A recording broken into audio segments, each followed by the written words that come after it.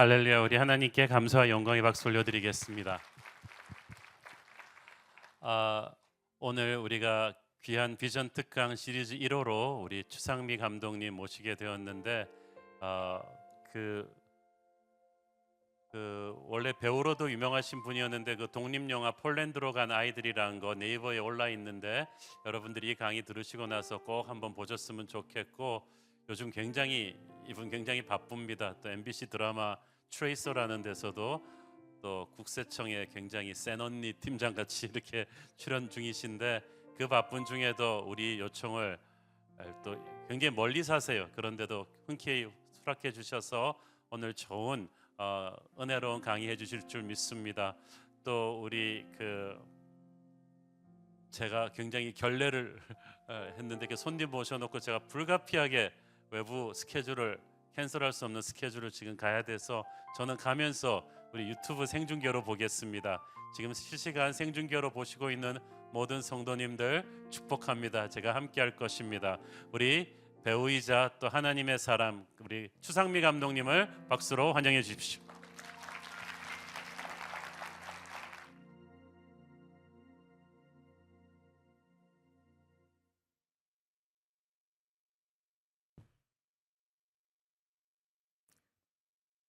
안녕하세요. 새로운 교회 청년부 여러분, 너무 반갑습니다. 저는 추상미입니다. 괜히 박수를 두 번 치게 해드렸네요. 저는 2시 반에 아까 사부 예배를 와서 찬양을 할 때부터 그렇게 눈물이 나는지 모르겠어요. 하나님께서 오늘 이 자리에 모인 여러분들 굉장히 사랑하시는구나.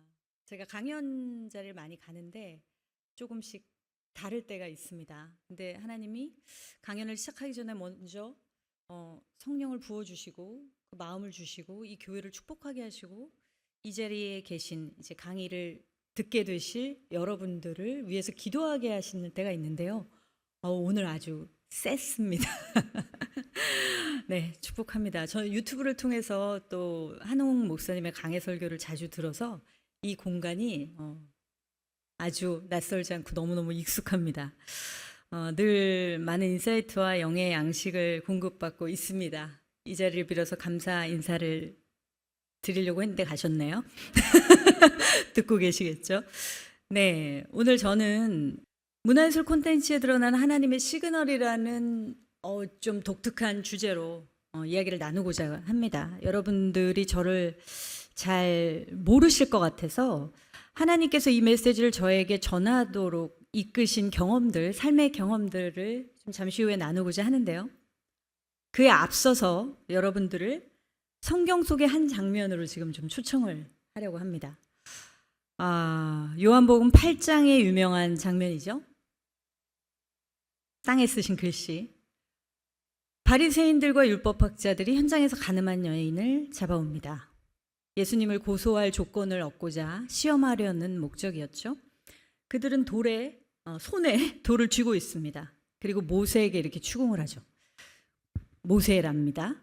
예수님에게 추궁을 하죠. 모세는 이런 여자를 돌로 치라고 했는데 당신 도대체 어떻게 말할 거냐고 예수님을 추궁합니다. 그들은 예수님의 말을 경청할 의지가 사실은 없는 거죠. 귀가 막혀 있으니까요. 근데 예수님이 그들 뒤로 역시 돌을 손에 쥐고 서서 분노로 충만한 군중들을 잠시 바라보십니다. 그리고는 아주 뜻밖의 행동을 하시죠. 제가 읽겠습니다. 요한복음 8장 8절 말씀. 다시 몸을 굽히사 손가락으로 땅에 쓰시니. 예수님이 땅에 뭘 쓰셨을까에 대해서 의견이 분분합니다. 여러분, 제가 초청한다 그랬잖아요. 이 장면으로. 오늘은 문화예술에 대한 이야기를 하는 그런 시간이니까 여러분도 그에 맞게 여러분이 이 현장에 군중 1, 2, 3으로 참여하고 있다고 생각해 주시면 좋겠습니다. 마치 메타버스가 있다면 더 정말 실감나게 여러분들을 초청했을 텐데 그 현장 혹은 무대 현장 혹은 영화 현장일 수도 있겠죠. 여러분이 군중이라고 한번 생각을 해보십시오. 그 자리에 있던 사람들의 죄를 하나씩 기록했을 거라는 학설도 있죠. 그러나 지금 우리는 어른부터 젊은이까지 그리고 여러분들까지 이 지도자들을 따라서 그냥 온 이 군중의 마음에 집중했으면 좋겠습니다. 이들은 율법을 지키는 게 가문의 전통이었겠죠. 그래서 이 군중들에게 이런 일은 처음 겪는 일이 아마 아니었을 겁니다. 어렸을 때도 많이 경험을 했겠죠. 늘 그래 왔듯이 이 가늠한 여인을 돌로 치기 위해서는 좀 준비를 해야 됩니다. 왜냐하면 아무리 율법이라도 사람을 죽이는 일은 쉽지 않았을 테니까 분노를 이렇게 자발적으로 끌어올리는 겁니다. 분노를 유발했죠. 그리고 그 분노가 정의로운 분노라고 굳세게 믿고 있습니다. 이러한 마음의 준비 과정이 있었을 텐데 이거는 그들에게 하나의 오래된 어떤 전통이자 루틴이었겠죠. 근데 예수님으로 인해서 그 익숙한 루틴에 이렇게 균열이 오기 시작합니다. 그리고 생각하기 시작합니다. 뭐야? 헐? 웬 시츄에이션? 뭐 흙바닥에 뭘 쓰는 거야? 뭐 이런 생각들이 오갔겠죠. 머리들 사이를 비집고 글씨를 막 보려는 사람들도 있었을 거예요. 그렇죠? 군중들의 마음은 어느새 분노하는 감정에서 생각하는 이성으로 전환됩니다. 심리학적으로 이렇게 분노의 감정이 군중 속으로 확 퍼지면 하나의 행동을 하게 된다고 합니다. 사람은 누구나. 개개인의 이성이 사라지고 마치 폭주하는 기관차처럼 폭도들로 변하는 게 이제 시간 문제인 그런 상황이었던 거죠. 근데 예수님의 행동으로 일단 그 위험한 상황이 차단됩니다. 자, 여러분 상상해 보세요. 군중들이 다시 생각을 하기 시작합니다.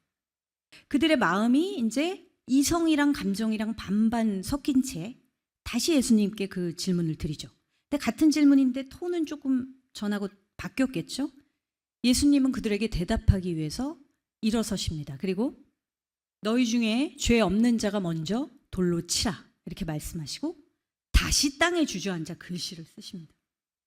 8장 9절 함께 읽어볼게요. 시작. 저희가 이 말씀을 듣고 양심의 가책을 받아 어른으로 시작하여 젊은이까지 하나씩 하나씩 나가고 오직 예수와 그 가운데 섰는 여자만 남았더라. 네, 군중들이 양심의 가책을 받았다고 성경이 말하고 있죠. 양심의 가책을 받는다는 것은 자신을 돌아보게 됐다는 말이죠. 이걸 흔히 쓰는 단어로 여러분 성찰이라고 합니다. 아시죠? 영어로 reflection이라고 하죠. 영어의 말은 자신을 투영해 본다 이런 말입니다.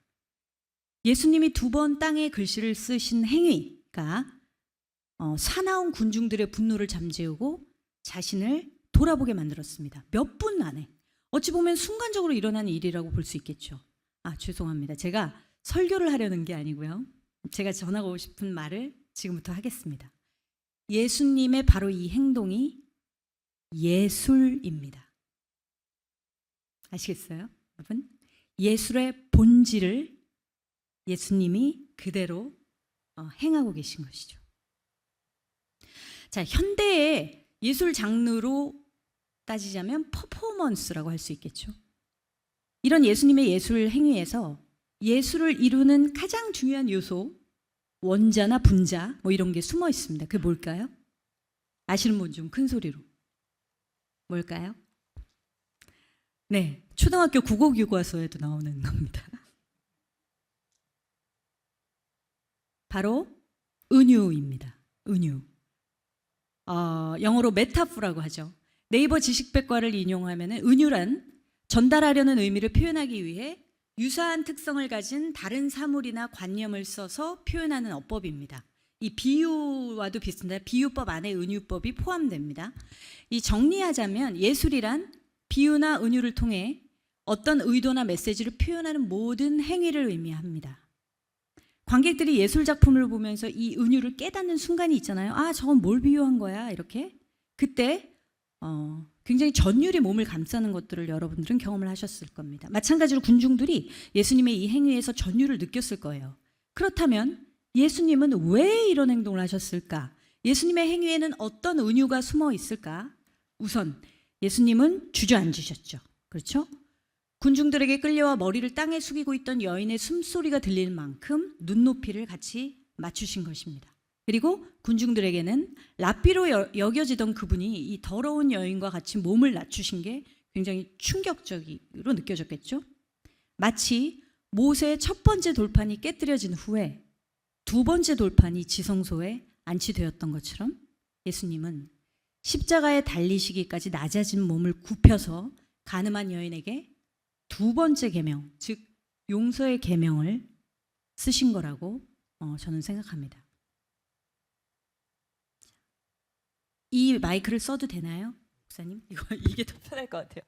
감사합니다. 네, 저는 2015년도에 하나님 나라를 담은 예술 콘텐츠를 만들고 또 다음 세대에 멘토가 되라는 부르심을 하나님으로부터 기도 중에 받았습니다. 그리고 2018년도에 폴란드로 간 아이들이라는 다큐멘터리로 감독 데뷔를 했습니다. 그 여정을 잠시 나누고자 합니다. 저는 유명한 연극 배우였던 아버지의 딸로 태어났어요. 그래서 어릴 적부터 아버지가 무대에서 환호와 박수갈채를 받는 모습을 보면서 자랐는데, 근데 저의 우상이던 아버지가 제가 막 사춘기가 시작되던 무렵 14살 때 갑자기 과로로 돌아가십니다. 저는 아버지 임종도 보지 못했고 마지막 인사도 나누지 못했습니다. 그래서 그 충격이 너무 커서, 그 상실감이 너무 커서 학창 시절 내내 그냥 책 속으로 도피를 했던 것 같습니다. 그리고 대학을 졸업 후에 배우가 되어서 연극 무대, 뮤지컬, 영화, 드라마까지 다양한 활동을 하고요. 20년을 이제 배우 경력으로 보냅니다. 신앙은 제가 고3 때 어머니를 따라서 순복음교회에서 처음 이제 세례를 받게 되고요. 그 이후에 연예인으로서 어려움을 겪을 때마다 이게 원고가 잘 안 올라갑니다. 하나님께 매달리며 이제 온누리교회로 교회를 한번 옮겼고요. 성경 공부 공동체에서 양육도 받고 점차 신앙인으로서의 어떤 루틴의 삶을 살게 됩니다. 그러다가 배우 경력 20년 차가 될 무렵에 좀 저의 그냥 인생의 전반에 걸쳐서 회의감이 좀 들더라고요. 사실 아버지는 배우로 많은 분들이 기억을 하시지만 종합예술가, 그러니까 글도 쓰시고 음악도 만드시고 무대도 하시고 막 연기도 하시고 연출도 하시는 분이셨는데 저는 연예인이 됐잖아요. 그러니까 이건 좀 연예인은 좀 다르더라고요. 소모품 같다고 할까? 저 자신을 계속 뭔가를 관리해야 되고 뭔가 이렇게 소모가 되는 그런 느낌을 계속 받았습니다. 그리고 그 사이에 결혼을 했는데 4년 동안 아이가 생기지 않았어요. 그래서 이 김에 건강도 회복할 겸 아이를 가져야겠다는 생각에 연기 활동을 쉬게 됩니다. 쉬는 동안 제가 두 번째 세컨 드림이 있었는데 되게 오래되고 낡은 꿈이었는데 작가가 되고 싶은 열망이 중고등학교 때 있었어요. 그 열망에 다시 고개를 들었습니다. 그런데 그냥 작가가 아니라 배우로서 현장 경험도 살리면서 직접 시나리오를 쓰고 연출하는 작가 겸 감독이 되자, 그런 결심이 서게 됐고 대학원에 들어가서 영화 공부를 다시 하게 됩니다. 단편 영화 3개를 만들고 뭐 영화제 경쟁 부문에도 진출했고 이제 교수님이 하산해라, 그 말은 감독으로 데뷔 입봉해도 되겠다. 그래서 나 이제 배우 출신 감독으로 뭔가 우리 아버지처럼 세상에 족적을 좀 남겨봐야겠다는 야망도 갖게 됐죠. 그러던 어느 날 제가 덜컥 임신을 하게 되는데요. 나이 40에 그토록 기다리던 아이가 생겨서 너무 행복했겠죠. 근데 그 기쁨도 잠시 산후우울증이라는 게 찾아와요. 이 자리에 지금 좀 출산하신 어머니들 계신 것 같은데 몇 분. 아마 출산 경험이 있으신 분들은 아시겠지만 이게 그냥 감기처럼 지나가는 증상이거든요. 근데 저는 이게 출산 이후에 일반 우울증으로 발전을 합니다. 아마 뭐 이유가 있었겠죠. 당시 남편이 너무 바빠서 주말에도 쉬지 못하고 아이를 혼자 키워야 되는 상황이었는데 좋은 엄마가 되지 못할 거라는 불안, 매일 아이가 죽는 악몽을 꿉니다. 사실은 저희 아버지가 어렸을 때 굉장히 많이 바쁘셔서 늘 이제 어머니와 많이 다투시는 걸 제가 들었어요. 그래서 가정이 좀 불안정했고 또 그런 아버지가 빨리 돌아가셨고 갑작스럽게 돌아가셨고 그런 여러 가지 무의식이 제가 아버지와 비견할 만큼 사랑하는 대상이 나타나니까 저희 아이, 이 아이도 언젠가 갑자기 죽어버릴지 몰라 라는 심리로 나타난 것 같습니다. 근데 신앙이 있어도 기도가 막히니까요. 이게 통제할 수가 없는 거예요. 나중에 정말 극심한 자살 충동까지 일어나는 점점 더 통제불능의 그런 상황이 됐습니다. 네, 그런 어느 날 아이가 어린이집에 가고 없었는데요. 그날도 제가 죽음을 좀 묵상하고 있었던 것 같아요. 당시 불면증을 앓았기 때문에 이렇게 조금 꾸벅 졸고 있었던 것 같은데 마음속을 뚫고 들어왔다는 표현이 맞을 것 같은데요. 제 마음에 어떤 소리가 들렸습니다. 그 소리는 내가 너의 남편이자 나는 너의 아버지이다. 이런 소리였습니다. 내가 이렇게 너와 숨쉬는 공기보다 더 가까이 있는데 너는 왜 죽음을 묵상하고 있니? 저는 한 번도 저 자신이 그런 생각을 해본 적이 없었기 때문에 이게 주님의 음성이라는 걸 바로 알아차렸겠죠. 지금 돌아보면 당시에 긴박한 상황이었습니다. 좀 위험한 상황이었죠, 심리적으로. 그래서 하나님께서 초자연적인 방법으로 저에게 나타나셨던 것 같습니다. 저는 그 음성을 듣고 그 자리에서 바로 몇 시간 동안 통곡을 합니다. 정말 어린 시절부터 쌓여있던 모든 트라우마와 상처를 꺼이꺼이 다 꺼내놓는 그런 통곡이었습니다. 아버지와 남편, 당시 저에게 결핍되어 있던 가장 중요한 구멍, 뻥 뚫린 구멍을 하나님께서 메꾸어 주신 것입니다. 그 이후로 하나님은 제 인생에 흩어진 퍼즐 조각을 맞추시듯이 인생을 해석해 주시고 새로운 비전을 주셨습니다. 너는 인생의 모든 경험들을 너의 경험들은 나의 부르심을 위해서 준비시킨 것이다. 너는 이제부터 세상의 언어로 복음을 전하는 작품을 만들어라. 시대의 각 시즌마다 작품을 통해서 나의 뜻을 전하는 메신저가 되어라. 이런 말씀이었습니다. 그 당시에는 제가 정말 말 안 한타만 외치고 살았어요. 주님이 제 남편이 되셨으니 허니문이 시작된 거죠. 그래서 거의 6개월을 하루 종일 여러분, 그래서 제가 여러분한테 확신 있게 말씀드릴 수 있는 건 하루에 7, 8시간을 예배하고 기도하고 말씀만 묵상하잖아요. 그럼 실시간 대화가 가능해요. 진짜 실시간 대화를 막 하면서 살았어요. 저희 남편이 그전에 남편이 너무 바빠가지고 막 부부싸움도 많이 하고 그랬는데 저를 무서워하더라고요. 어느 날 갑자기 막 노래를 부르고 춤을 추니까 네, 말하지 않았습니다. 나중에 한번 겪어봐, 이런 의미로.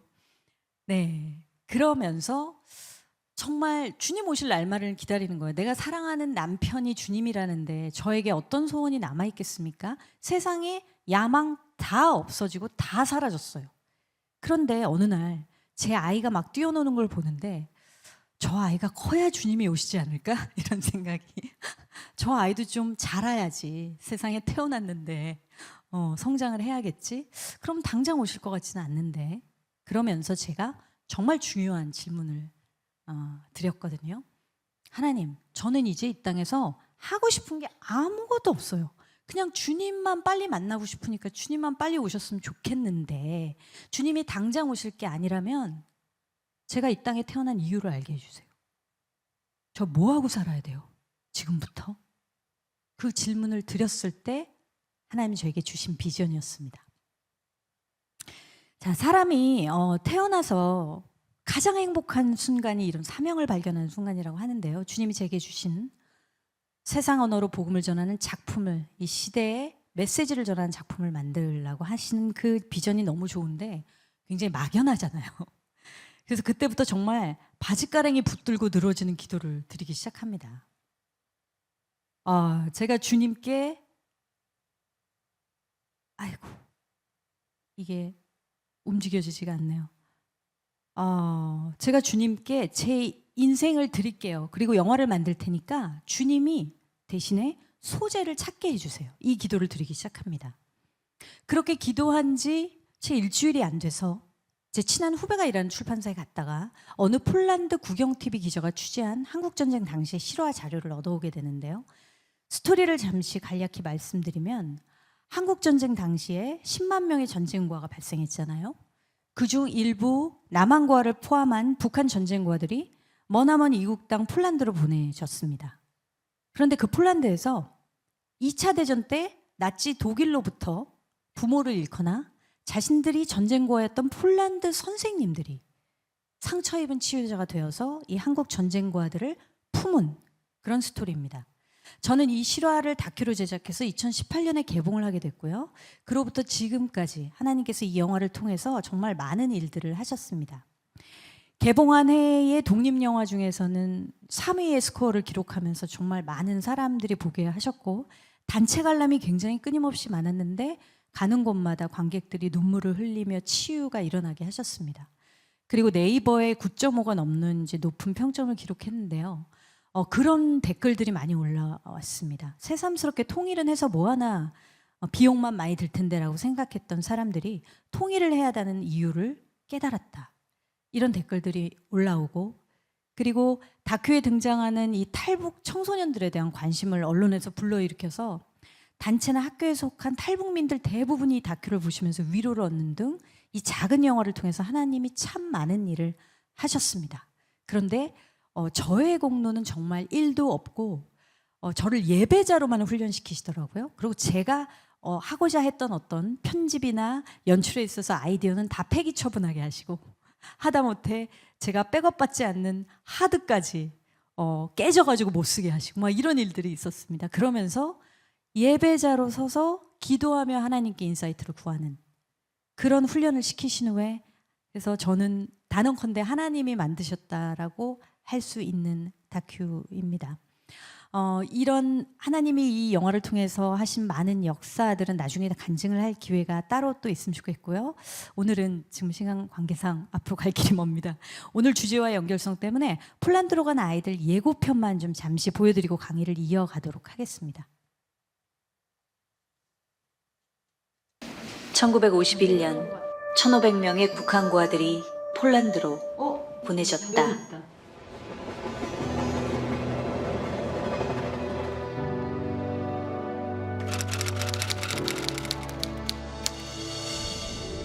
불안감에 떠는 눈동자와 짧게 자른 머리카락.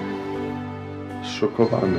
Jakby łóżka ścielone przygotowane. Wiesz, bo one boją się bardzo. Czy schować się, tak?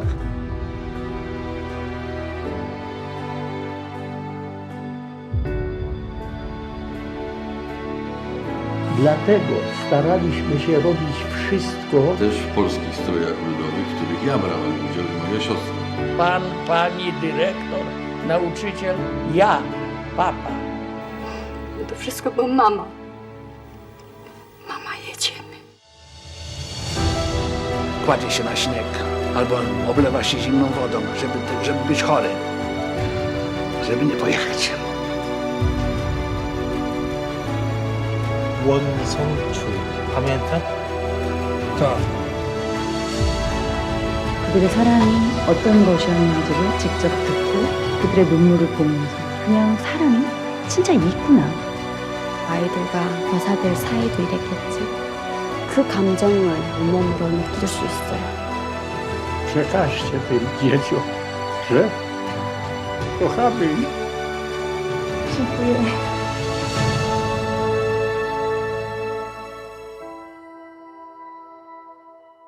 네, 2018년 10월 30일입니다. 못 보신 분들은 그냥 네이버 다운로드로 보셔도 되고요. 네, 어디서나 볼 수 있습니다. 저는 지금 이 다큐를 또 장편 극영화로 만들기 위해서 시나리오를 쓰는 과정에 있고요. 하나님이 저를 향한 또 다른 부르심은 사실은 영화를 만들면서 주신 것인데 다음 세대, 우리 청년 세대를 위한 것이었어요. 20년 동안 제가 많은 영화제에서 심사위원과 집행위원을 맡으면서 자연스럽게 세상의 영화나 드라마들을 통찰하며 분석하고 또 거기서 얻은 깨달음을 강연으로 전하는 일을 하고 있습니다.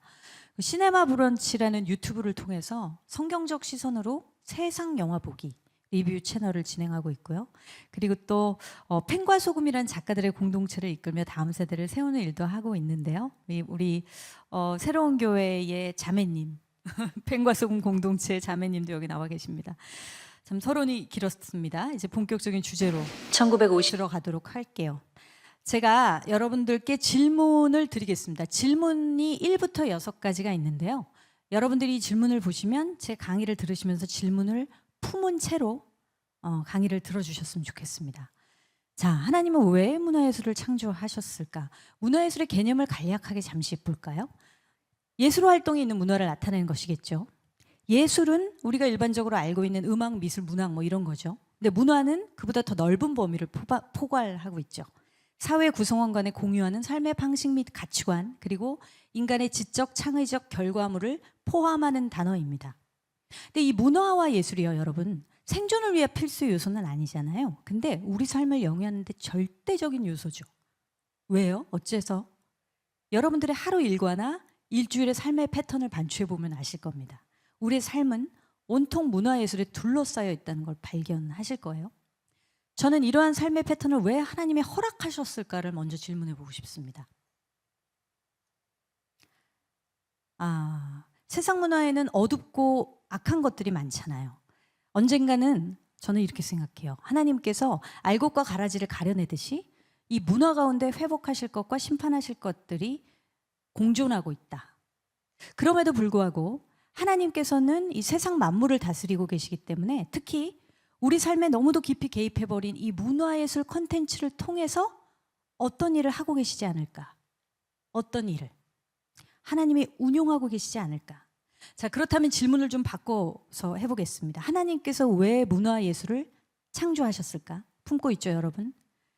문화예술의 기원은 바로 하나님의 천지 창조에서 찾을 수 있습니다. 이제 좀 더 편하게 문화를 빼고 예술이라는 단어를 사용해 볼게요. 함께 읽어보겠습니다. 시작. 하나님이 이르시되 빛이 있으라 하시니 빛이 있었고 빛이 하나님이 보시기에 좋았더라. 이 구절을 보면 하나님은 무에서 유를 창조하는 창조자임과 동시에 관람자가 되십니다. 그리고 6일 동안 만물을 창조하신 후에 당신이 창조한 세계를 아주 기분 좋게 관람하십니다. 저는 매일 이런 하늘을 볼 때마다 굉장히 감탄을 해요. 저는 구름이 이렇게 많은 하늘을 좋아하거든요. 하늘 캔버스에 하나님 오늘 또 어떤 수채화를 그리실까? 그래서 여러분 자세히 보면 구름이 하나도 색깔이 같은 게 없어요. 음영이 농도가 다 조금씩 달라요. 단 하루도 같은 하늘이 없습니다. 정말 아름답죠. 세상에는 하나님이 창조하신 아름답고 다채로운 것들로 가득하죠. 인간이 바다를 보면서 어때요? 힐링을 하죠. 그리고 산에 오르면서 자신을 극복하고 도전하기도 합니다. 씨를 품은 씨앗이나 나무나 꽃을 보면 여러분 어떤 생각이 드세요? 씨앗이 땅에 떨어져서 썩고 거기서부터 싹이 나고 열매 맺는 나무가 되죠. 그리고 사계절을 겪으면서 거센 비바람 맞는데 차가운 겨울엔 죽은 듯 보이다가 다시 봄이 오면 싹을 피우죠. 이 모든 자연의 섭리가 여러분 어떻게 보이시나요? 해석해 보려고 하신 적 있나요? 자연에는 아름다운 것만 있나요? 제가 어렸을 때부터 늘 품었던 의문이 하나 있는데 정말 소름 돋는 게 저희 아들이 어느 날 저와 똑같은 의문을 품고 그 질문을 하는 거예요. 엄마, 하나님이 왜 바퀴벌레를 창조하셨어? 제가 뭐라 그랬게요? 진리를 말했습니다. 하나님은 바퀴벌레도 좋아하셔. 네, 여러분 뻐꾸기 생태를 아세요?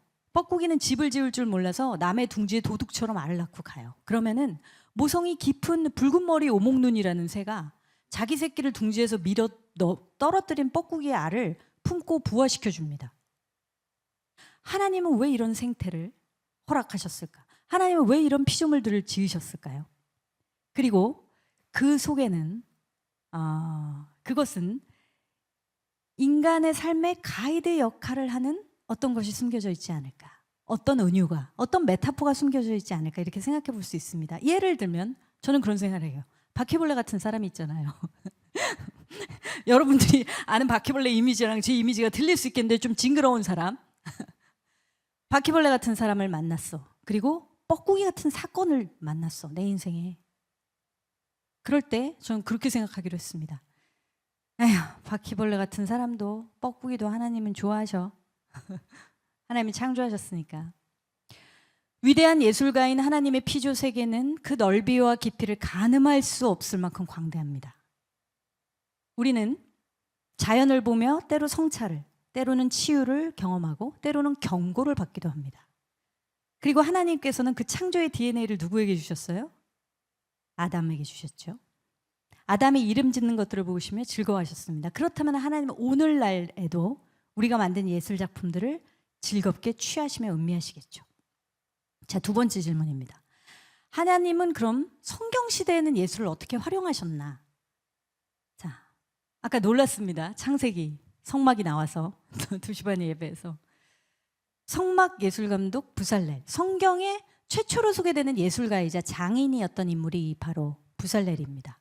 부살렐은 하나님이 직접 주신 설계도로 성막과 그 안에 기물들을 만든, 말하자면 성막의 예술 총감독으로 사용받은 인물입니다. 함께 읽어보죠. 시작. 하나님의 신을 그에게 충만하게 하여 지혜와 총명과 지식과 여러 가지 재주로 공교한 일을 연구하여 금과 은과 노수로 만들게 하며 보석을 깎아 물리며 여러 가지 기술로 나무를 새겨 만들게 하리라. 네, 여러분 가운데 문화예술 관련 비전을 갖고 계시거나 종사하는 분들이 계시다면 이 본문을 깊이 묵상하시면 좋을 것 같습니다. 기독교 작가 김요한의 장인 부살렐이라는 책이 있는데 상상력이 돋보이면서도 굉장히 설득력이 있는 책입니다. 이 책에 보면요, 이 성전 기물들을 만든 부살렐의 그런 장인의 기술, 손기술은 아마 애굽의 신전에서 익혔을 것이라고 말합니다. 이 기물 자체는 뭔가 이렇게 비슷한 점이 있거든요. 우상을 위한 기물을 만든 장인이었던 부살렐이 모세를 따라 애굽에서 나와서 홍해를 가르시는 하나님의 기적을 경험하고 만나를 먹이시고 구름 기둥 불 기둥으로 인도하신 하나님을 만나게 되죠. 아까 목사님 말씀하신 설교에서 황금 송아지를 만들고 불평하며 하나님의 징계를 받는 무리에도 끼어 있었을 수 있습니다. 주동자는 아니었겠죠. 안 죽은 거 보니까.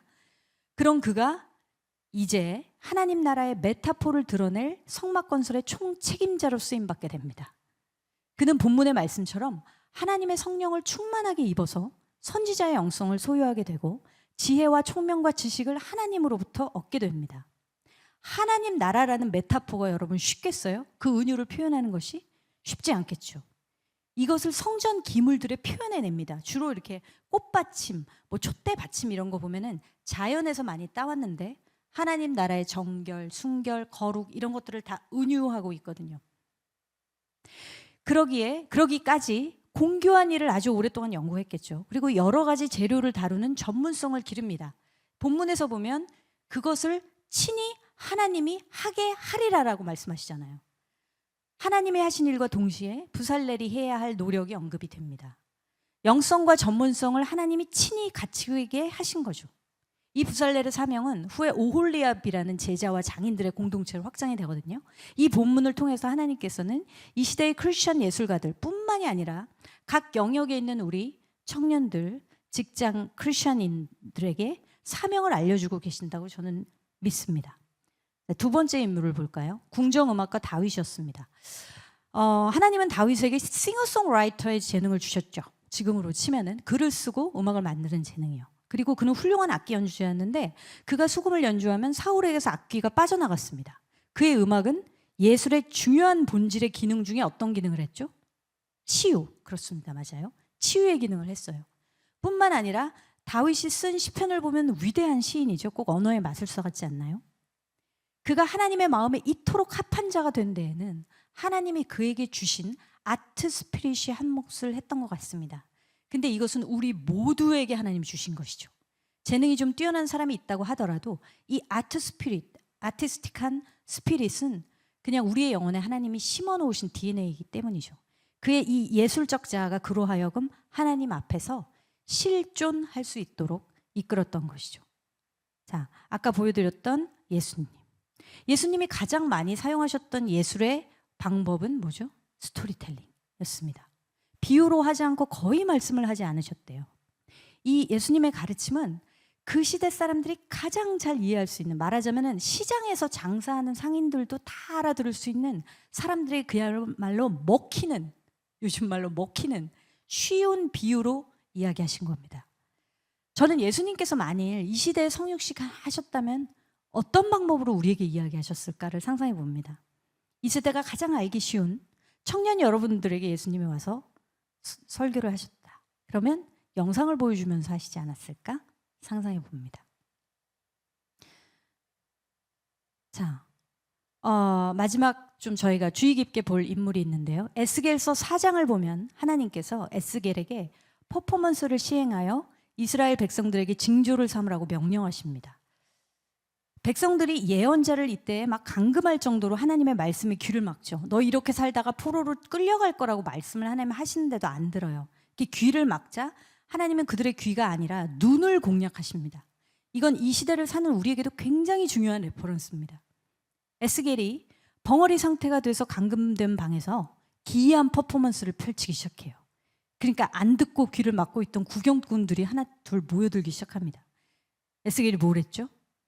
푸판에 예루살렘 지도를 그리더니 흙과 철판을 이용해서 예루살렘이 포위당하는 거를 막 이렇게 만들어요. 설치 미술이죠. 그런 후에 자기 몸을 묶어요. 묶고 그 성읍 모형 곁에 장장 430일을 누운 채로 기괴한 퍼포먼스를 이어가는데 390일은 왼쪽으로 눕고 40일은 오른쪽으로 눕습니다. 그리고 극소량의 물과 음식을 먹어요. 그것을 또 쇠똥으로 조리하는 퍼포먼스를 시행합니다. 사람들이 얼마나 그것을 보면서 어떻겠어요? 사람들의 마음이. 이 모든 행위는 머지않은 미래에 예루살렘이 처할 비참함을 예고합니다. 에스겔의 퍼포먼스는 관람자로 하여금 그로테스크한 마음, 두려운 마음이 느끼게 만들었습니다. 아름답지 않았어요. 결코 아름답지 않았어요. 우리는 이것을 선지자적인 예술이라고 부를 수 있을 것 같습니다. 지금까지 성경 속에서 하나님께서 예술 행위들을 어떻게 활용하셨나 이 사례들을 찾아봤잖아요. 하나님께서는 먼저 예술을 예배와 찬양의 수단으로 사용을 하셨습니다. 제사 때. 그리고 선지자들로 하여금 메타포를 활용해 성찰하고 치유하고 경고하는 메시지를 전하게 하셨죠.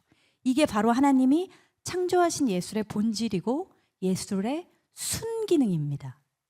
또한 오늘날까지도 우리에게 문화예술을 허락하시는 이유입니다. 자, 질문을 품고 들으세요. 하나님의 아들들이 어떻게 예술을 세상에 빼앗겼는가? 우리 기독교인들은 사실은 문화예술에 굉장히 주도적인 역할을 했던 사람들이죠. 구약에 보면 성경의 족보가 하나님의 아들들과 세상의 아들들로 나뉘잖아요. 셈의 후예와 가인의 후예를 따라서 하나님이 창조하신 예술도 두 갈래로 갈라졌다고 볼 수 있습니다. 성경을 근거로. 왜냐? 가인의 후손 중에 유발이라는 인물이 나오는데 수금과 퉁소를 잡는 자의 조상이라고 기록하고 있습니다. 가인이 이루었던 성읍 문화는 예술이 발전하기에 더할 나위 없이 좋은 환경이었을 것입니다. 어떤 떠돌아다니는 문화보다 정착할 수 있었고 갈등이 늘 충만한 사회였으니까.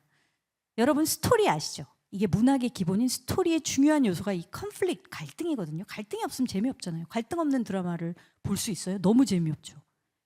근데 그들은 두려움에 찌들어 살았기 때문에 늘 감정을 풀어낼 수단이 절실히 필요했습니다. 그러므로 그들이 이루어낸 원시 문화 예술이 굉장히 찬란하게 꽃을 피웠고 이게 처음부터 악한 것이었다고 볼 수가 없어요. 왜냐하면 하나님이 창조하신 것이니까.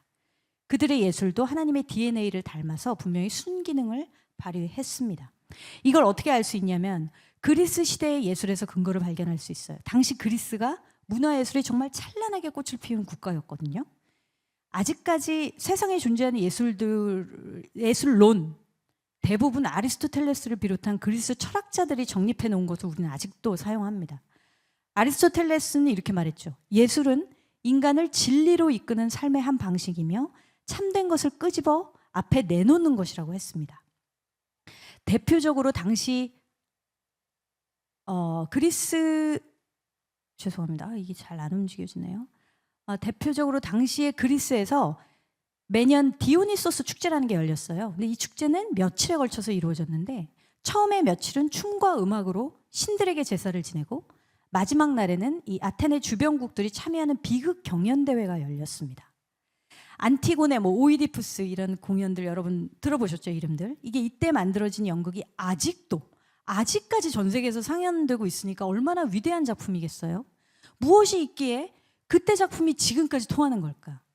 당시 그 비극의 구조가 어떠냐면요. 그냥 우리 삶을 묘사하고 있습니다. 왕이거나 귀족의 신분인 주인공들이 주인공인데요. 잔인한 운명을 만나서 비참한 상황으로 전락합니다. 그 과정을 겪으면서 그는 낮아지고 연약해지죠. 자신의 실존과 씨름하면서 수많은 질문을 품게 됩니다. 그래서 결국 신에게 자신의 고통에 대한 이유를 묻고 또 물으며 나중에는 삶을 마감하거나 자살을 하거나 이렇게 되는 방식이 많죠. 어떻게 보면 전반부는 욥기가 연상되기도 하는 이 비극의 구조는 진리가 아니지만 진리의 그림자를 담고 있다고 볼 수 있습니다. 그런데 질문을 던질 뿐이지 솔루션은 없잖아요. 제 생각하기에 아마 그 솔루션은 셈의 후손인 하나님 나라의 아티스트들이 갖고 있을 것 같습니다. 자, 다음 질문입니다. 하나님은 그렇다면 세상의 문화예술들을 어떻게 생각하실까? 미워하실까? 쉽게 여러분, 오징어 게임, 지옥 이런 작품들을 생각해 보면 좋죠. 하나님은 가인의 후손이 만든 예술 작품들을 미워하실까? 이 세상의 영들에 속한 예술들을 외면하실까? 저는 그렇지 않다고 생각합니다. 인간들의 죄로 환경이 막 오염돼서 하늘이 뿌연 때가 있잖아요, 여러분. 근데 그게 그렇게 먼지로 필터링 되었어도 여전히 아름다운 저녁 노을이 그 속에 깃들어 있죠. 그것처럼 이 시대 예술 작품들도 우리는 그러한 관점으로 봐야 합니다. 하나님은 여전히 세상 예술가들을 들어 사용하십니다. 하나님께서는 세상에 재능 있는 예술가들에게 영감을 주시고 그들을 사용해서 잃어버린 영혼들을 향한 그분의 일을 묵묵히 수행하고 계십니다. 여긴 드라마, 영화, 상업예술, 대중예술 다 포함하는 거예요. 모차르트에게 영감을 주셔서 천상의 음악으로 사람들을 힐링케 하셨죠. 그리고 세계대전 중에는 피카소의 그림을 통해서 인류에게 날카로운 경고를 보내기도 하셨습니다. 지금도 마찬가지죠. 이 병든 사회를 반영하는 작품들 많잖아요. 거기서 잔인한 장면이 굉장히 많이 나오죠. 막 피칠갑하는 영화들. 근데 그렇다고 해서 이게 사탄이 만든 작품이라고 매도해 버리는 것이 과연 옳을까? 특히 교회에서. 그렇다면 성경 속에서 바벨론의 포로로 끌려가기 전에 성 안에 갇혀서 자기 자식의 인육까지 먹어야 했던 백성들의 스토리는 어떻게 보실 것입니까? 그리고 사사기 속에서 등장하는 토막살인에 대해서는 여러분 어떻게 봐야 하는 거죠? 자기 소견에 옳은 대로 행하는 이스라엘 백성들의 비참함이 어디까지 갈 수 있는지 보여주는 이런 스토리들을 성령께서는 편집하지 않고 그대로 성경 속에 실으셨습니다. 믿는 자들에게 주시는, 더 나아가 세상을 향한 경고는 이 시대의 영상 콘텐츠에 드러나는 가장 뚜렷한 하나님의 시그널입니다. 물론 모든 콘텐츠들을 하나님이 다 사용하시는 건 아니에요. 영적인 배우가 완전히 다른 악한 콘텐츠들이 존재하고 우리는 그것을 분명히 분별해야 합니다. 그거는 잠시 후에 간략히 다룰게요. 자, 다른 질문입니다. 교회는 그렇다면 이 시대 문화예술 콘텐츠들을 외면해야 할까? 여러분, 이 질문을 품어보세요. 자, 예술의 또 다른 역할 중에 하나가 질문을 하게 만드는 것입니다. 우리의 마음속에, 스스로에게. 영화나 드라마를 보면은 사실 이거는 작가가 의도한 주제를 드러내기 위한 어떤 기술이에요. 등장인물들이 서로 갈등하죠. 막 빡세게 싸우고 갈등하죠. 그러고 위기에 처하죠. 절망에 처하죠. 그리고 주인공은 그 과정에서 깨달음을 얻고 옛자에서 새로운 자로 변화됩니다. 가치관이 새롭게 변화되는 것, 이게 모든 스토리의 그냥 본질이자 핵심이에요. 이 과정에서 우여곡절을 겪는 인물들을 보면서 우리는 어때요? 갖가지 감정이입하면서 감정을 느끼죠.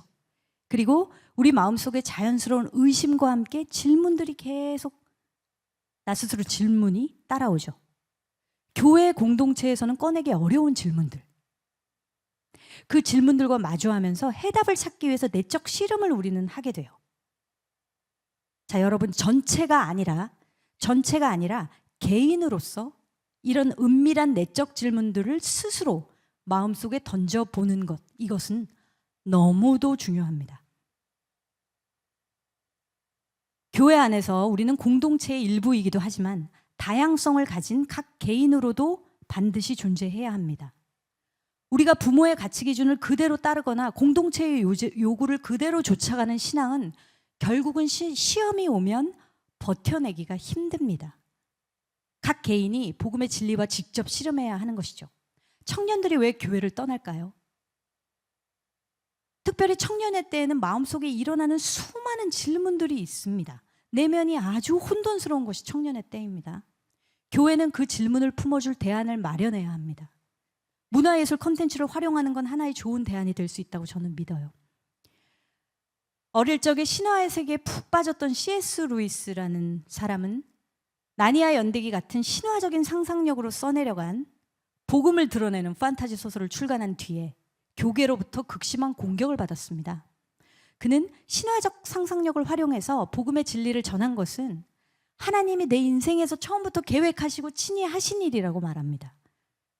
C.S. 루이스는 이분법적이고 경직되고 질문하는 방법을 잃어버린 교회, 획일화되고 루틴화된 교회가 세상으로부터 점점 분리될 것을 걱정했습니다.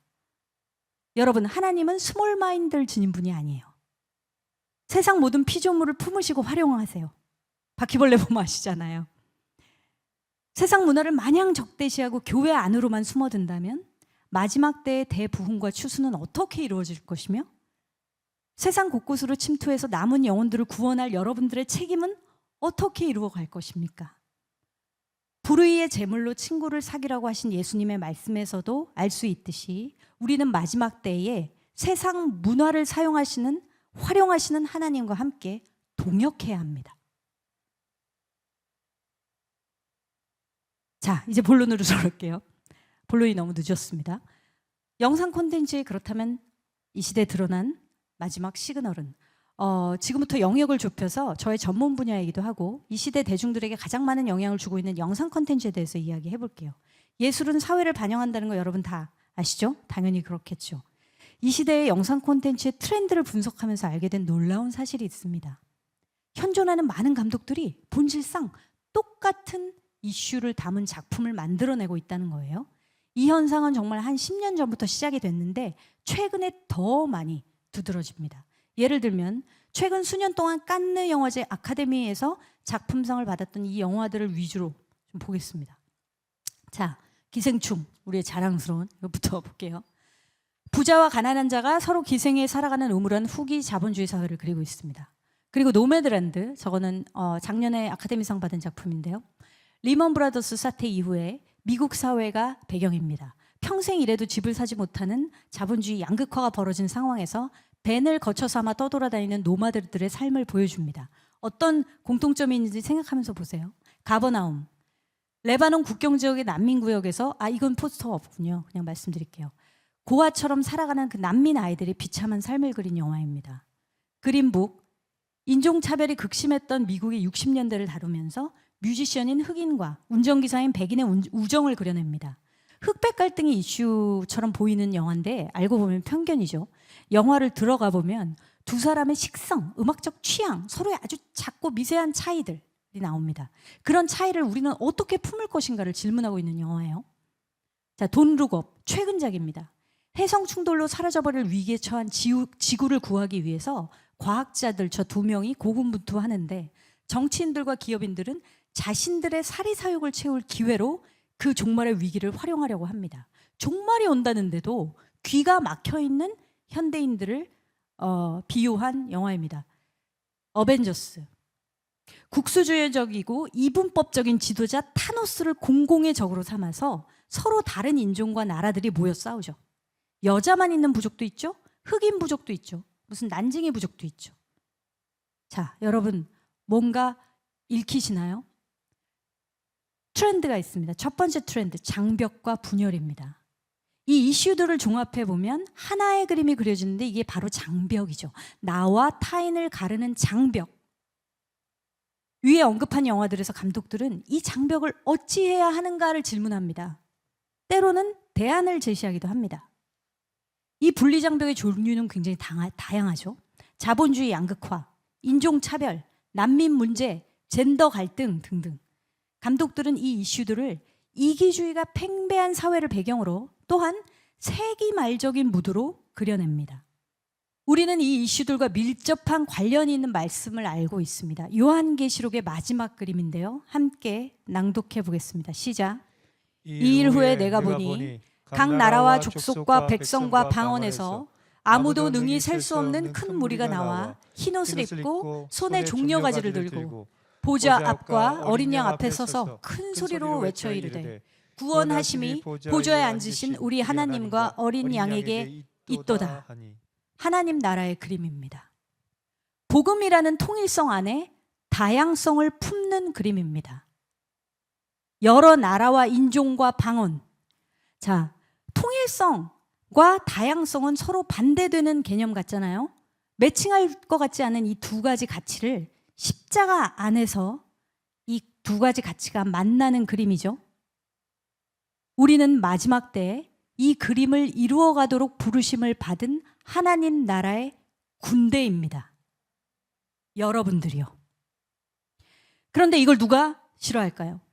누가 방해하고 싶을까요? 바로 사탄이겠죠. 사탄은 이 그림에 퍼즐이 맞추어지는 것을 절대 원치 않습니다. 그래서 이 퍼즐을 다 조각 내려고 합니다. 그렇게 이 시대에 분열이 곳곳에 판을 치는 것이죠. 하나님은 이 시대의 예술가들을 사용하셔서 악을 드러내시고 문제 제기를 하시며 성찰하게 하시고 때로는 예언과 경고를 하십니다. 그리고 때로는 여론을 형성해서 법을 바꾸기도 하세요. 가버나움이라는 영화는요, 개봉된 후에 레바논에서 난민법이 실제로 바뀌었어요. 우리나라에서 도간이라는 영화도 법을 바꿨죠. 그런 사례는 얼마든지 있어요. 어벤져스 아까 말씀드린 이 요한계시록의 빅픽처를 그대로 담고 있는 대표적인 작품이라고 볼 수 있겠죠. 여러 인종, 여러 나라, 여러 방언이 하나의 적을 상대로 싸우고 있습니다. 자, 두 번째 트렌드를 볼게요.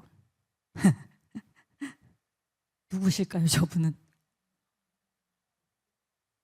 자, 기독교인을 조롱하는 것입니다. 이거는 최근 한 정말 2, 3년 동안 나온 트렌드예요. 여러분 오징어 게임 보셔서 아시겠지만 우리 너무 불편하게 만든 드라마, 뭐 오징어 게임뿐만이 아니죠. 기독교에 대한 비난과 조롱이 도를 넘어섰다고 아마 생각되실 겁니다. 저 또한 뭐 오징어 게임을 보면서 그런 생각을 했어요. 그런데 여러분, 이것은 한국의 현상이 아닙니다. 한국만의 현상이라면 이거 음모론 아니야? 이 정부가 혹은 어디선가 왜 기독교인을 자꾸 모함해? 근데요, 글로벌리 현상입니다. 세계적인 현상이에요. 자, 오징어 게임을, 이 드라마를 수억 명의 세계인들이 보게 하신 것이 사탄의 일일까요? 이게 하나님의 허락 없이 일어날 수 있는 일일까요? 저는 이 질문이 저한테 너무 심각한 질문이었어요. 정말 저는 억울했어요. 억울하기도 하고, 도대체 왜 이게 하나님 없이 일어나는 일일까? 이게 너무 궁금했죠. 그래서 하나님 앞에 엎드렸습니다. 이것이 사실 이 강연 PPT를 준비하게 된 직접적인 계기가 되었습니다. 자, 하나님은 드라마를 다시 정독해서 보라는 마음을 주셨어요. 그리고 그 안에 무언가를 발견하게 됐습니다. 기독교를 집요하게 비난하는 장면이 여러 군데 등장하죠. 죄송하지만 스포일러 해야 될 것 같은데 보실 계획 있으신 분 잠깐만 귀를 막아주세요. 잠깐 화장실 다녀오셔도 되고요. 주인공들과 함께 징검다리 게임을 하는 사람 중에 크리스천이 있습니다. 이 사람은 다른 사람을 밀어 떨어뜨리고 나서 자기는 살았다고 감사 기도를 올리는 인물이죠. 세상 가치를 따르는 이기적인 크리스천의 모습입니다. 그리고 깜보라는 편에서는 여자 주인공 대신에 목숨을 내놓는 소녀가 등장을 합니다. 그 소녀는 자신을 성폭행한 목사인 아버지를 죽이고 감옥에서 나와서 강압적으로 이곳에 던져진 인물로 설정이 되어 있습니다. 친구를 위해 목숨을 버리는 것이 가장 큰 사랑이라고 하셨던 예수님의 말씀을 떠올리게 하는 역설적인 방식으로 교회를 비난하고 있습니다. 그리고 마지막에 사마리아인의 비유를 떠올리게 하는 또 하나의 장면이 등장하죠.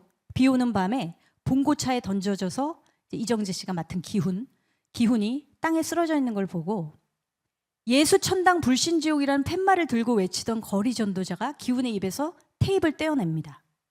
그러더니 예수 믿으세요 이렇게 얘기를 합니다. 묶인 손을 풀어주고 부축해서 여관에 데려가 먹여주고 씻겨주는 대신 말이죠. 그리고 이어지는 장면에서 기훈이 12월 24일 밤 11시 반에 자신을 만나러 오라는 일람의 초대장을 받습니다. 여러분 다 안 보신 분들도 마지막 장면은 아시겠죠? 그곳에서 병들어 죽기 전인 일람을 만나는데요. 그 일람은 기훈에게 마지막 게임을 제안하죠. 창밖으로 보이는 12시가 될 때까지 막 눈이 내려서 죽어가는 동사하기 직전에 있는 그 노숙자를 누군가 구해주면 네가 이기고 아무도 오지 않으면 내가 이기는 거야 얘기하죠. 앞장면과 대조시킨 감독의 의도가 뚜렷이 드러납니다. 그리고 12시 종이 치기 전에 어느 선량한 시민이 나타나 노숙자를 구합니다. 참 흥미로운 것은 이날이 크리스마스로 설정이 되어 있다는 것이죠. 예수님이 이 땅에 오신 날 노숙자에게 구원이 임하는데 기독교인을 통해서가 아니라 사마리아인으로부터라는 것이죠. 감독은 마치 이 세상에서 크리스천의 역할이 무엇인지 기독교인들에게 가르치고 싶은 것 같습니다. 그렇게 보이잖아요. 마치 이렇게 말하고 있는 것 같아요. 나는 예수님을 부정하는 게 아니야. 나는 복음의 진리를 믿고 있어. 근데 왜 너희는 그렇게 안 살아? 라고 말이죠. 물론 감독은 기독교에 대한 편견을 갖고 있습니다. 왜냐하면 기관 조사에서 알 수 있듯이 한국 교회가 이 사회에 소외된 자들을 가장 많이 구제하고 있는 건 팩트잖아요. 그리고 제 주위에는 선한 기독교인들이 수두룩박박해요. 정말. 그러나 꺼림칙한 것은요.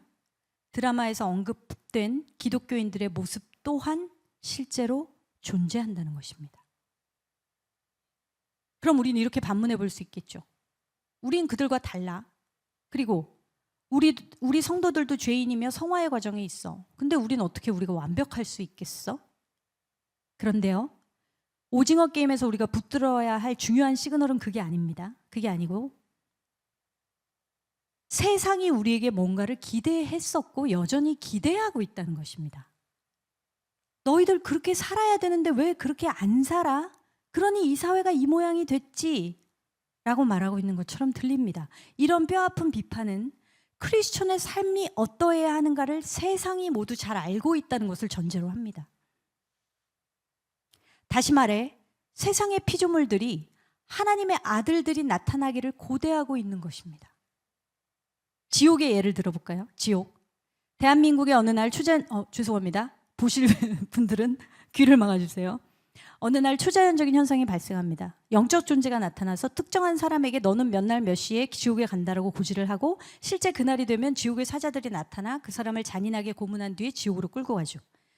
이런 세기말적인 현상 때문에 사람들이 공포에 휩싸이자 이를 틈타 신흥 종교인 새 진리회가 급부상하고 이들은 이러한 현상을 신의 의도라고 말합니다. 인간에게 자율성을 주었지만 그것을 이용해서 계속 악을 저지르는 인간을 더 이상 참지 못한 신이 직접 인간을 심판하러 나타난다는 교리를 전파하는 거죠. 하지만 얼마 후에 갓나간 아기까지 고지를 받게 되면서 명확한 죄를 지은 사람에게만 임하는 형벌이라고 주장하던 그들의 교리가 모순에 처하니까 이들이 간부회의를 소집하는 장면이 나와요. 이 회의에서 어떤 간부가 이렇게 말합니다. 인간은 모두 원죄가 있다라고 말하면 되지 않겠어? 그랬더니 또 다른 간부가 절대 안 돼. 그건 안 돼. 그럼 사람들이 우리가 개신교와 다를 게 뭐가 있어? 이렇게 말할 거야. 그럼 우리 위상이 추락될 거야. 라고 말합니다. 결국 고지를 받은 이 아기는 부모가 대신 지옥의 형벌을 받고 생명을 구하죠. 아이러니하게도 이 장면은 복음 그 자체입니다. 마지막 장면인데요. 아기를 구출한 여주인공이 택시를 타는데 택시기사가 말하죠. 신이 어떤지도 모르고 난 관심도 없지만 여긴 인간의 세상이니까 인간이 알아서 해야 돼 라고 말을 하는 것으로 끝납니다. 자, 드라마 지옥 속에는요, 새 시대라는 표현이 계속 등장합니다. 기독교가 존재하지만 아무런 영향력을 발휘하지 못하는 구시대에 새 시대를 이끌 새 종교가 등장하는데 이것도 이단임이 밝혀지면서 이를 믿었던 사람들이 큰 혼란에 빠지며 고통을 받게 되는 스토리죠. 작가는 택시기사의 입을 빌어서 이 모든 종교 노름을 끝장내고 인간 세상은 인간이 다스려야 한다는 명확한 인본주의 사상을 드러냅니다. 오징어 게임과는 관점의 차이가 있지만 세상 속에 무기력한 기독교를 드러내고 있다는 점은 똑같죠. 이게 오징어 게임과 지옥 얘기만이 아니다는 게 문제입니다. 예를 들어 넷플릭스 같은 OTT 미디어가 세상을 정복하고 있다는 말들을 하죠. 여러분도 그 흐름 안에 있고요. 이 기술의 발전이 세상을 점점 하나가 되게 만들어요. 그런데 사람들은 점점 더 분열돼. 그 가운데서 기독교는 조롱받아. 여러분, 큰 그림이 보이시나요? 이 기독교가 조롱받는 트렌드는 글로벌 콘텐츠 속에 계속 확장됩니다. 유행은 또 유행을 낳잖아요. 나도 이거 써먹어볼래. 이런 창작자들이 계속해서 생겨나는 거죠. 다수의 미국 영화에서도 유럽 영화에서도 드러납니다. 자, 이런 일들이 여러분 하나님의 허락 없이 일어날 수 있을까요? 하나님이 허락하셨다면 도대체 왜 우리를 부끄럽게 하시는 걸까요?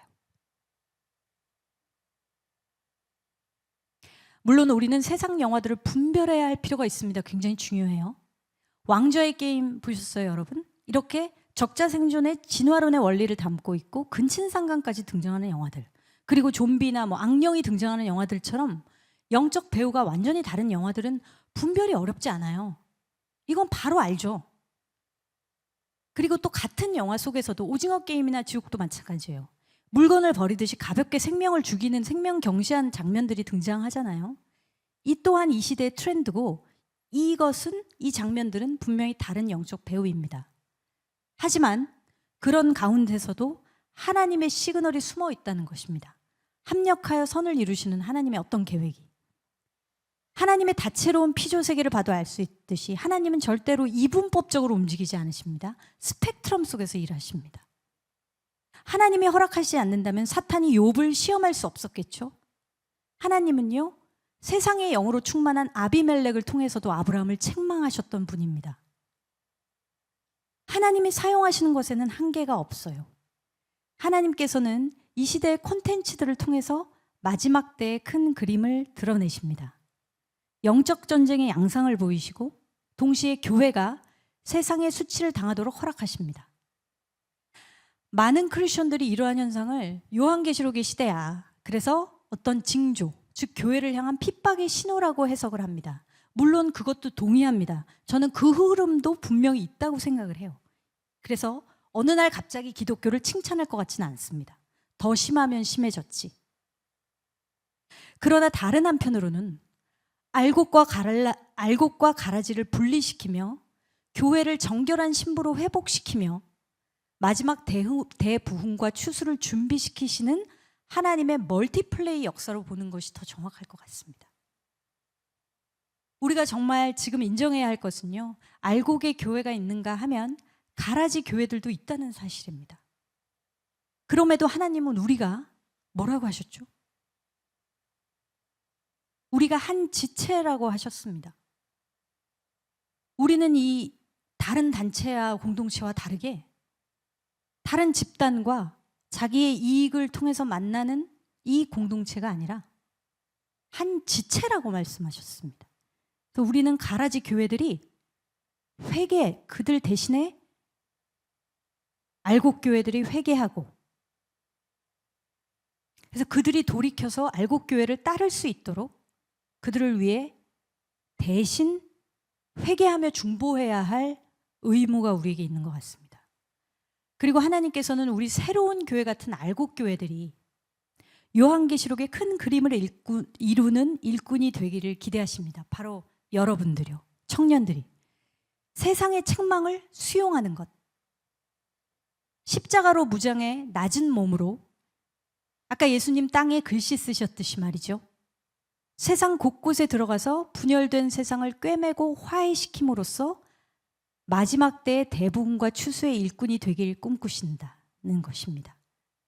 아까의 그 요한계시록의 그림처럼 말이죠. 자, 마지막 질문입니다. 그렇다면 우리는 무엇을 할 수 있겠습니까? 저는 한 두 가지를 말씀드리고 싶은데, 문화예술계에 종사하거나 관심 있는 분들이 있다면 정말 도전하고 싶습니다. 정말 진심으로. 왜냐하면 세상에 빼앗긴 문화 콘텐츠 영역에 하나님의 나라를 회복하는 것이 너무 시급하기 때문입니다. 이 중요성을 아시잖아요. 우리가 이거 없이 살 수 없는 세대가 왔는데 여기서 하나님의 아들들이 없어요. 제가 볼 때 많이 없어요. 기억하십시오. 세상 모든 피조물들이 하나님의 아들들이 나타나 세상의 모든 영역을 회복시키기를 갈망하고 있다는 것을 기억하십시오. 해답은 요한계시록의 큰 그림, 아까 보여드린 그 그림을 이루어낼 복음적인 대안 컨텐츠들을 만드는 것입니다. 폴란드로 간 아이들을 통해서 하나님은 저에게는 그 첫 걸음을 뛰게 하셨습니다. 나와 다른 사람을 품는 것, 그게 요한계시록의 큰 그림을 이루는 어떤 첫 열쇠겠죠. 이게 참 어려운 일입니다. 여러분 다 경험하셨겠지만, 이 다큐를 촬영하러 간 폴란드에서 저는 아까 예고편에 등장한 송이자매, 탈북자매이거든요. 그 자매가 저를 경계하고 돈 벌려고 이런 거 만든다고 얘기하고, 제가 묻는 어떤 삶에 대한 질문에 다큐니까 솔직하게 다 말해야 되잖아요. 근데 자기 삶을 얘기하지 않는 겁니다. 그래서 굉장히 폴란드에 가서 좀 어려웠던 그런 과정이 있었는데, 그 과정을 기도 가운데 돌파하고 하나님께서 폴란드 선생님들 만남으로써 송이를 치유하시고 마음의 문을 열어주셨습니다. 그래서 결국 이 친구하고 저하고 한 방을 썼는데요. 호텔에서 한 방에 자면서 굉장히 뗀뗀하고 어색했겠죠. 근데 마지막에 굉장히 친해졌습니다. 그러면서 어떤 경험을 했냐면, 송이하고 나는 송이는 15살 때 엄마가 갑자기 돌아가시고 저는 14살 때 아빠가 갑자기 돌아가신 거예요. 걔는 북한에서 난 남한에서. 그리고 둘 다 자살을 충동을 동반한 극심한 우울증을 겪었습니다. 저는 2015년에, 송이는 남한에 와서 적응을 못해서 우리는 서로 상처를 나누면서 부둥켜 안고 울었습니다. 서로 너무 다르게 자라는 우리 두 사람이 하나가 됐죠. 상처 때문에. 저는 돌아와서 이 다큐를 편집하는 기간 동안 하나님께서는 이 영화가 세상과 접속할 언어를 찾게 하셨는데요. 아이디어를 주신 거죠. 바로 상처의 연대. 상처를 품는 것을 말하는 거죠. 상처 입은 치유자. 상처가 사랑이 되다. 이 13말들에는 상처 입은 치유자로 우리에게 오신 예수님이 비유로, 메타포로 존재하십니다. 생명, 사랑, 치유를 담은 콘텐츠뿐만 아니라 때로는 세상과 크리스천을 향한 경고의 메시지를 담은 콘텐츠도 사실은 절실히 필요하죠. 세상 사람들이 이렇게 오징어 게임에서처럼 우리를 비난하는 건 아프잖아요. 그러나 하나님의 사람들이 우리에게 전하는 경고는 부드럽겠죠. 애정이 깃들어 있겠죠. 이런 작품들을 창작할 영성과 전문성을 지닌 하나님의 아티스트들을 하나님은 간절히 찾고 계신다는 것을 저는 알게 되었습니다. 하나님의 아들들 중에 없다면 하나님은 계속 세상의 아티스트들을 사용하실 수밖에 없어요. 황동혁 감독은요, 오징어 게임을 만들면서 치아가 7개나 빠질 정도로 고생을 했다고 합니다. 세상 감독들도 자신의 의도를 전하기 위해 이렇게 혼신을 다하는데 우리는 과연 우리 전문 영역에서 어떠합니까? 하나님은 부살레를 통해 공교한 일을 연구하게 하시고 여러 가지 재료를 다룰 줄 아는 전문성을 습득하게 하셨다고 했습니다. 우리도 그렇게 해야 합니다. 이렇게 우리는 무장한 군대로서 영적 전쟁의 최전방인 문화예술계로 나아가야 합니다. 예수님이 땅에 쓰신 글씨를 쓰신 행위가 귀가 막혀버린 영혼들의 양심을 자극했다고 나와 있잖아요. 가책을 느꼈다. 양심을 흔들어 깨운 건데요. 하나님은 인간에게 양심이라는 기관을 두셔서요. 믿지 않는 자들이 하나님을 더듬어 찾는 통로로 삼으셨습니다. 문화예술 콘텐츠는 그 양심을 공략하는 거예요. 그 양심을 막 자극하고 흔들어 깨우는 게 바로 마지막 때 하나님 나라의 문화예술 콘텐츠가 세상 속에서 해야 하는 역할입니다. 두 번째, 우리 크리스천은요, 또한 소비자로서 세상의 콘텐츠들을 분별하고 통찰하며 적극적으로 활용해야 합니다. 이것은 교회 공동체 안에서 쉽게 적용할 수 있을 것 같아요. 여러분 다 공동체를 하시는데요. 그 공동체 안에서 그냥 하시면 됩니다. 저희 펜과성 공동체가 그걸 하고 있거든요. 함께 영화를 보면서 시대를 향한 하나님의 시그널을 분별할 수 있도록 훈련하는 것입니다. 이게 너무 그냥 대놓고 악한 컨텐츠라면 꼭 봐야 될 필요는 없지만 그 악한 컨텐츠가 너무 이슈가 되고 있어. 매일 뉴스에 나올 만큼. 그렇다라고 하면 그 작품은 인터넷 검색을 통해서 볼 수 내용은 분석할 수 있잖아요. 어떤 줄거리인지는 알 수 있잖아요. 그렇게 분석해보고 사탄의 전략이 뭐가 들어있을까 여기? 함께 디베이트를 해볼 수도 있는 거죠. 중요한 건 영화를 보고 함께 토론을 할 때 여러분 안에 생기는 많은 질문과 의심들이 있을 겁니다. 충돌하는 가치들, 그 의심들을 용기 있게 서로 드러내야 한다는 것입니다. 그런 후에 나 이런 게 고민이 있어. 나도 그래. 나도 이 주인공 같은 생각을 할 때가 있어. 하나님은 굉장히 기뻐하십니다. 여러분들하고 디베이트하고 싶어 하세요. 그런 후에 말씀을 펼치는 겁니다. 그 말씀 속에서 하나님 뭐라고 하셨지? 솔루션을 찾는 활동들을 한다면 여러분들은 성장하게 될 것입니다. 그 콘텐츠가 도와줄 수 있습니다. 그런 역할을 할 수 있습니다. 세상 콘텐츠들 속에 드러난 문제들을 또한 여러분들이 보면서 복음의 빛이 비춰져야 하는 영역이 어딜까? 현재 우리 인류가 처한 고통이 무엇인가? 이걸 발견해내는 겁니다. 양극화 문제 여러분 관심 있으신가요? 정말 절실히? 이거 모든 감독들이 지금 집중하고 있는 이슈인데요. 기독교인들이 이 자본주의, 후기 자본주의 양극화, 어떤 사람은 10,000원이 없어서 죽어가는 사람이 있고 어떤 사람들은 뭐 말 안 해도 아시겠지만 이게 우리가 공산주의, 사회주의를 타도하자 이런 것도 중요하지만 그리고 동성애 문제에 대해서 나가서 열심히 얘기하는 것도 중요하죠. 크리스천으로서. 하지만 이 시대에 정말 현안들 있잖아요. 현안들, 피부로 느껴지는 우리가 살고 있는 이 자본주의가 마냥 좋습니까? 이 자유민주주의가 아무 문제 없이 굴러가요? 아니잖아요. 우리가 거기서 복음의 빛이 비춰야 하는 영역이 어디인지, 무엇 때문에 저렇게 고통받고 있고 무엇 때문에 이런 문화 콘텐츠가 쏟아져 나오는지, 이런 것들을 발견할 때 우리는 세상과 분리되는 것이 아니라 세상 속에서 우리의 사명을 발견하게 될 것입니다. 코로나를 겪으면서 우리는 어떤 익숙한 루틴을 넘어서 새로운 여정으로 교회를 하나님이 인도하시는 것 같은 그런 시즌에 지금 있죠. 교회를 중심으로 공동체로 모이고, 또 두 번째 시즌엔 세상을 향해 각 영역으로 흩어지는 일, 구석구석 흩어져서 또 다시 모이고, 교회에서 힘받고 에너지를 얻어서 또 세상 속으로 침투해서 하나님 나라를 확장하는 이 두 가지 사역의 밸런스가 중요합니다. 하나님이 친히 우리에게 새 힘을 주시며 지원하실 것을 여러분 믿으시기 바랍니다.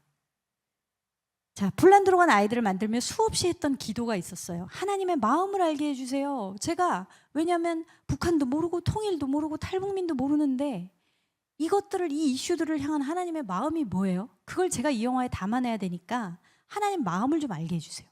그 기도를 하나님이 얼마나 기뻐하시는지를 저는 경험적으로 깨달았습니다.